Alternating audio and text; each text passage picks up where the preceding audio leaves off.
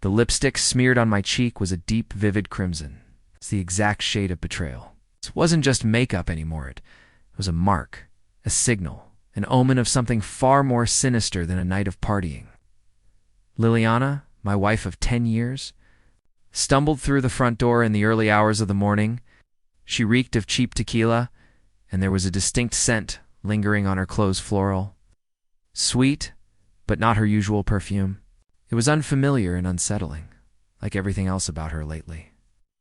Her movements were clumsy as she tried to kick off her heels. Then she looked up at me with glassy eyes and slurred, "Sorry I'm late, babe." She leaned in, planting. A sloppy kiss on my cheek, the lipstick transferring to my skin with careless ease. "Girls' night got a little extended," she added, followed by a giggle. That giggle, it used to be something I adored, used to make my heart feel light, remind me of how lucky I was. But that night, it made my stomach twist. It sounded forced, hollow, wrong. There had been signs. I'd noticed them, ignored them, tried to reason them away. The missed calls, the texts she answered with her back turned, the way she suddenly became hyper-focused on her appearance, buying new clothes, trying new hairstyles, wearing lingerie. She hadn't touched in years. She claimed it was for herself, for confidence. I wanted to believe her. But more and more, her affection felt rehearsed. Her explanations thin. Her gaze would shift slightly when I asked where she'd been, and her answers came too quickly, too perfectly. Something was slipping. Something was breaking. Still I held on. I told myself that every couple goes through rough patches, that I was just being insecure, that if I just loved her enough, we could get back to what we used to be. But that night, the night she came home reeking of liquor and wearing someone, Elsa's sensed something inside me, refused to ignore it any longer. She passed out on the bed within minutes. Snoring softly, her makeup smudged. I sat beside her for a while, just staring. The room was quiet, the only sound the gentle buzz of her phone on the nightstand. I looked at it, one new message. I hesitated. I knew I shouldn't. I had always respected her privacy. Is earned with trust, and mine had been wearing thin. That message, its timing, its secrecy, was the final push. The phone lit up with a preview from a number saved as Spa Day. It read, "Tonight was amazing. Miss you already." I stared. At the screen, my heart pounding. Spa Day? She told me she was going to the spa last week, too. My hands were trembling as I unlocked the phone. The message thread stretched back weeks, maybe longer. There were countless texts, sentiment, emotional, detailed. They spoke of hotel rooms, of secret moments in parking lots, of laughter and longing and heat. This wasn't just a fling. This was an affair built on emotion, desire, and planning. And then I saw the saved voicemails. There were two. The first was from a man, smooth-voiced and confident. "Hey, beautiful. Just thinking about you. Can't wait to see you tomorrow." I felt physically ill. The second voicemail shook me even harder. It was Liliana. Her voice sounded lighter, breathier, giddy, in a way she hadn't been around me in years. "Oh, Daniel, I can't stop thinking about you either. Being with you it's everything, Daniel." The name cut through me like glass. I sat there in the dim glow of the phone screen, the truth slicing into me again and again. All the years, the memories, the inside jokes, the holidays, the dreams of growing old together, it all collapsed under the weight of those few seconds of audio. I didn't cry, I didn't yell. I just sat in silence, the phone still in my hand, feeling like the earth beneath me had vanished. By morning, I had made a decision. When she woke up groggy and disoriented, I greeted her with a calmness that belied the storm inside me. I brought her coffee, sat down across from her, and asked, "How was your night out with the girls?" She blinked, then smiled awkwardly. "It was fun. A little too much tequila, I think." "I'm sure," I said, my tone flat but edged. Then I asked, "Did you go to the spa too?" She stiffened, just slightly. Her hand trembled as she lifted the mug. A bit of coffee spilled onto the table. What are you talking about?" she asked, her voice shaky. Without a word, I took her phone out of my pocket and played the second voicemail.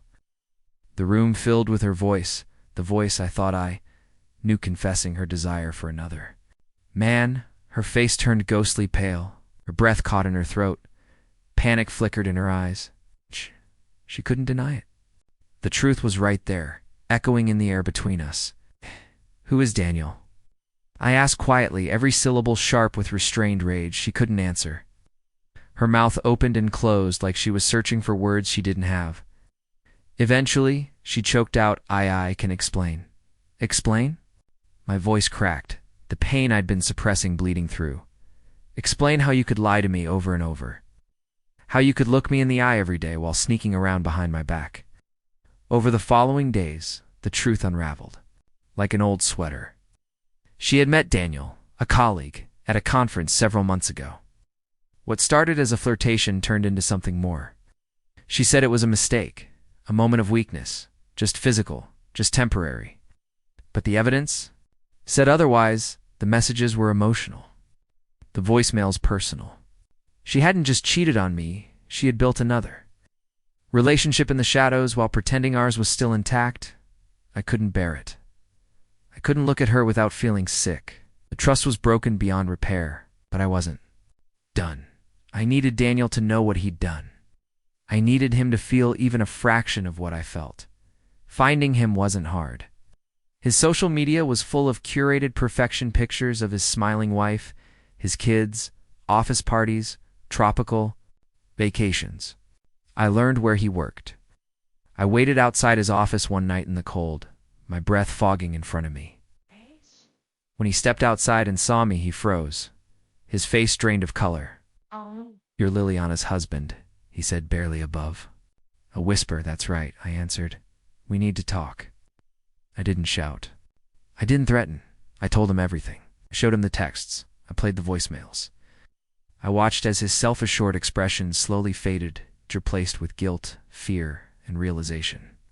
He tried to blame Liliana, tried to say she misled him, but I stopped him with one hard look. "You destroyed my marriage," I told him, "and now I'm going to destroy yours." I walked away not out of vengeance, but out of necessity. He had made his choices. Now he would face the cost. Within a few weeks, the fallout began.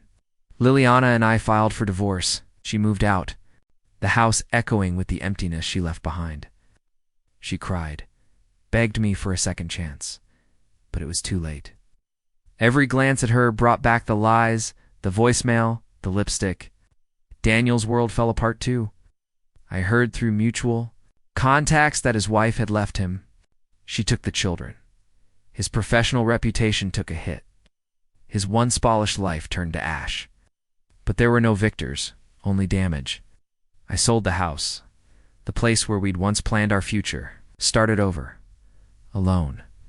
It wasn't easy. The loneliness came in waves, sometimes crushing. But day by day, I put myself back together. I focused on work. I found old hobbies. I leaned on friends. I began, slowly, to feel human again.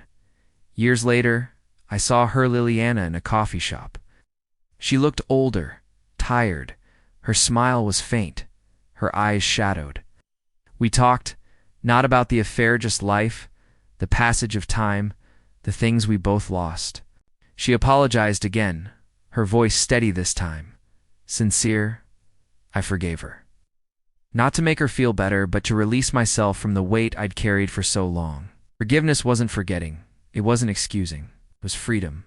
The lipstick smear that had once marked the moment everything changed had long since vanished. The betrayal had dulled. The wounds had healed, though the scars remained, but they were mine. Proof that I'd survived, that I'd endured, that I could feel again.